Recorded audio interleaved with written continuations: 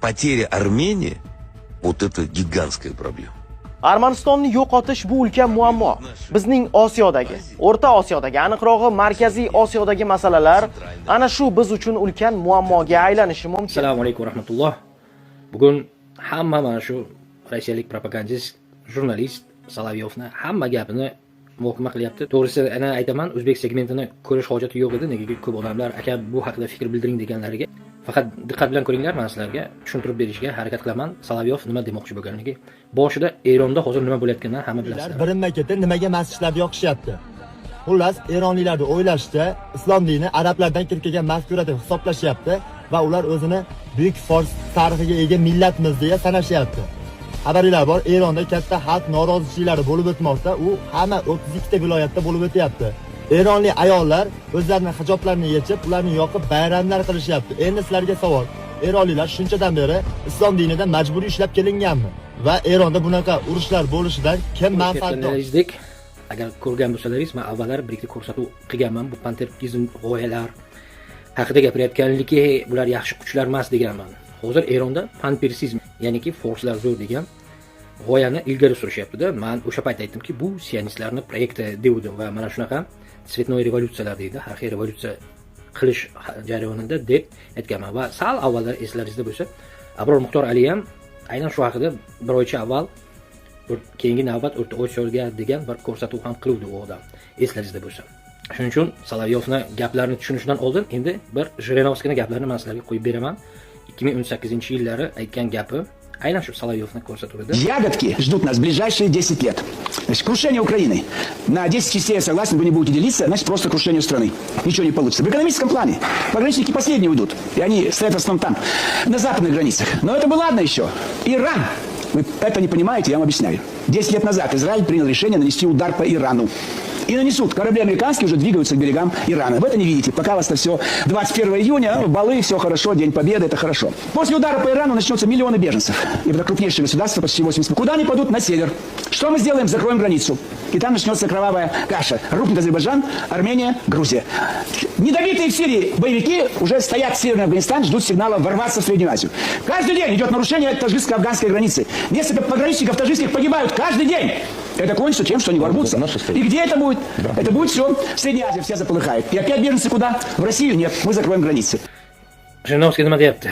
2028-yillarga taxminan deyapti, Ukraina degan davlatni o'z bo'lmaydi va ko'rib bo'layotganimizdek, Ukraina hozir pashda уже ko'p territoriyasini yo'qotdi. Eronga Isroil ancha oldinroq Amerika bilan tahdidini boshlagan edi va endi mana shu hozir ichkaridan bo'layotgan mana shu g'alayonni eshitgan bo'lsangiz, Trump nima deyapti? Agar deyapti, hukumat, ya'niki o'sha Oyatulloh boshchiligida mana shu demonstrantlar, ya'niki xalqni namoyishiga chiqqanlarga bir o'q uzatsa deyapti, biz Eronga hujum qilamiz dedi. Shunday deganini eshitdingizlar, to'g'rimi? Yo eshitmadingizlarmi? Eshitmagan bo'lsalaringizlar, eshitib ko'ringlar. Va Trump hozir aynan shuni deyapti va Jirinovskiy gapida shuki, keyin baribir majbur bo'ladi Amerika Isroil Eronga bomba tashiydi. Eronni razvalit qilishadi va Erondan xohlasa xohlamasa через Ozarbayjon, через O'rta Osiyo bejens qochqinlar ko'payadi deyapti. Undan tashqari deyapti, aynan Siriyadan yoki mana shu IGIL islomiy davlatlar tuzamiz degan radikallar bormi? Bor. Ular deyapti, o'zi через Afg'oniston, через Tojikiston, O'zbekiston kirishga harakat qilyapti deyapti. O'zimizda qancha radikallar ko'p. Yo, hozir bizlar, masalan, avvalgi ko'rsatuvlarimizda juda e'tibor bergan bo'lsangiz, aynan shu haqida gapirdimki, men buxar bo'laylik, birdan bo'laylik, ahil bo'laylik degandim. Negaki mana shu bizga tashqi tomondan berilayotgan qarzlar aynan bu lavushka degani. Negaki ular qarz berishga beradi. Keyinchalik mana hozir Xitoy Tojikistonda bir qismini Gorni Badaxshan deydi, yosh kattalar biladi. Badaxshonda bir qismini qarzni hisobiga tortib oldi. Hozir Tojikiston bir qism aholisi o'sha territoriyani ozod qilib berish kerak. Asobat qilib chiqib ketish kerak. Bu mana shunaqa o'sha siyosiy o'yinlar kattalashib ketyapti. Сядут в Сочи и договорятся. Вместо Ялты будет Сочи. Мы на двоих разделим ситуацию в мире, чтобы не было этого мракобесия, насилия, террора. При этом цены на нефть взлетят $120 за баррель. Выигрывает только Россия. Китай проигрывает. У Китая начинается кризис, ибо дорогие цены на бензин и на нефть и на газ, и крушение китайской экономики. И вдвоем Трамп и Путин в Сочи договорятся. Только вдвоем, третий лишний, так сказать. Китай остается там далеко, у него будут свои проблемы. С исламскими боевиками займутся тоже определенные силы. Мы договоримся с Трампом, ему далеко эти исламские боевики, а у нас под Богом и Средняя Азия, и Кавказ. Поэтому все решим. Afg'oniston, Tojikiston yo O'rta Osiyoga hujumlar boshlanib, aynan mana shunaqa igilchilar bor yoki masalan o'sha biz g'arbdan olayotgan kreditlarimizni bir qismida e'tibor beringlar, g'arb madaniyati kirishiga to'sqinlik qilmaysan deyilgan shartlar bilan beradi u kreditlarni. Shuning uchun o'zi sharq madaniyati kirib kelyapti. E'tibor bergan bo'lsangiz, meni kanalimni kuzatsalaringiz, men Kun.uz, Qalampir uzlar bular noxolis, aynan biron marta g'arbga haqqoniy tosh otmasligini ko'rsatganman. Mana shu hammasi kanalimda bor. Va aynan mana bu videomni ko'rsalaringizga, yo kanalda men aynan o'zi migrantlar temasida yo boshqasida aynan Rossiya bilan birlashaylik deyotganimni sababini o'sha yerda ko'p aytganmanki, bu yoqda iqtisodiy urush bo'ladi deganman. Misoliga faraz qilinglar, Rossiya hozir 1 million migrantni Rossiyadan chiqib ketgan bo'lsa, bu deganiki O'zbekistonda plus minus deylik 5 millionta qo'shimcha daromaddan qoladi degani. Agar 2 millionta O'rta Osiyo deylik, mana shu Tojikiston bilan qo'shib 2 millionta deylik, bu taxminan 10 millionta odam degani. Qorni och odamlar nima qiladi? Bir normalni ozodlikni, bir normal endi ozodlik, har xil muxolif kuchlarni bir videolarni ko'ringlar-u, tagdagi kommentarlarni bir o'qinglar. O'sha yerda nimalar deyilyapti? E'tibor bersalaringiz, nuqul prezidentni so'kishadi. Men videolarimda aytayapmanki, prezidentni so'kish kerak emas, atrofida jang bo'lishi kerak deyapman. Yo boshqa narsalar qilishyapti. Masalan, e'tibor bersalaringiz, oxirgi paytlar Amerika Tramp boshchiligida ko'p mana hozir Takayev bilan Mirziyoyevni G20 ya'niki 20 ta katta davlatlarni anjumaniga taklif etdi. Чего это вдруг deyiladi. Nimaga birdaniga deb xayol qilmayapsizlarmi?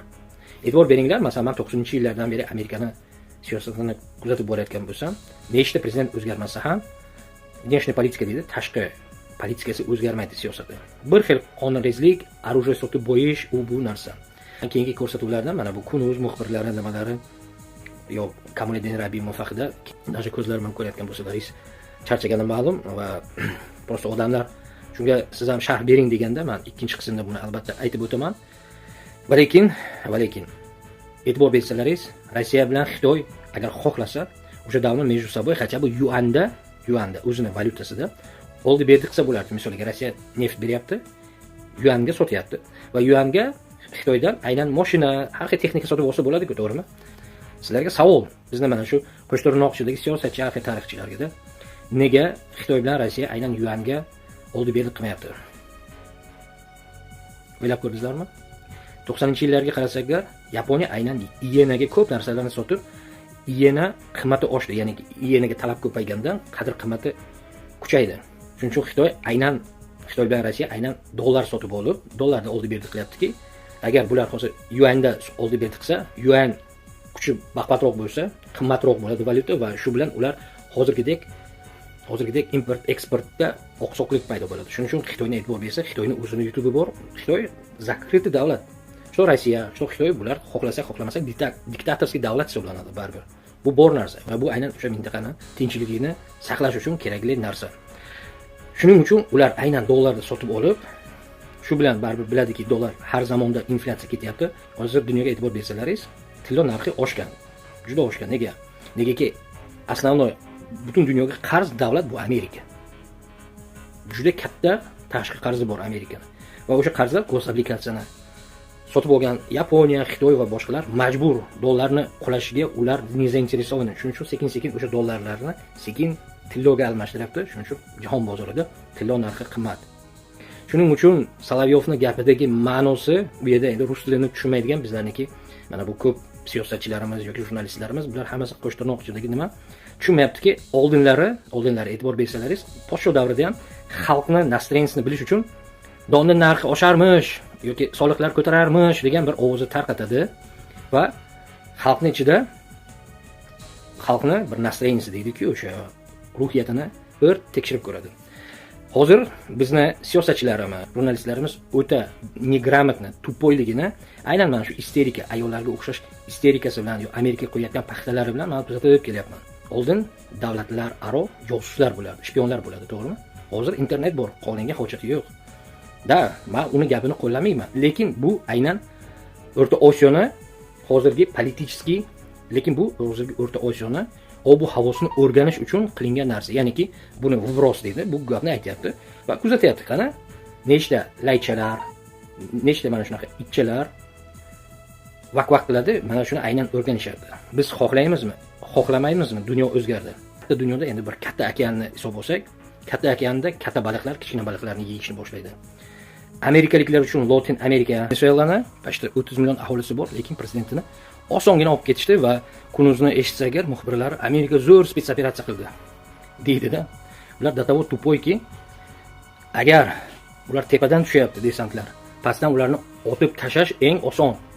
Ichki xoinlar bo'lmasa, hech qachon prezidentni bemalol o'g'irlab olib ketisha olmasdi.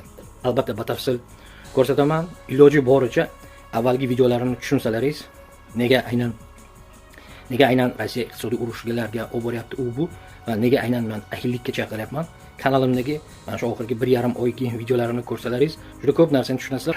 Davomini men sizlarga ertaga yana batafsilroq tushuntirishga harakat qilaman. Uchun hozircha videoni oxirida mana shu конечно zastavkalarda aynan shu migrantlar temasini playlisti yo videolarga perihodlar bo'ladi. O'shalarni ko'rib, to'g'ri xulosa qilinglar, o'zlaringizni ehtiyot qilinglar. Vatanimizga tinchlik, omonlik tilayman. Davlatga tinchlik tilagan holda Allohumma solli ala sayyidina Muhammad va alhamdulillahi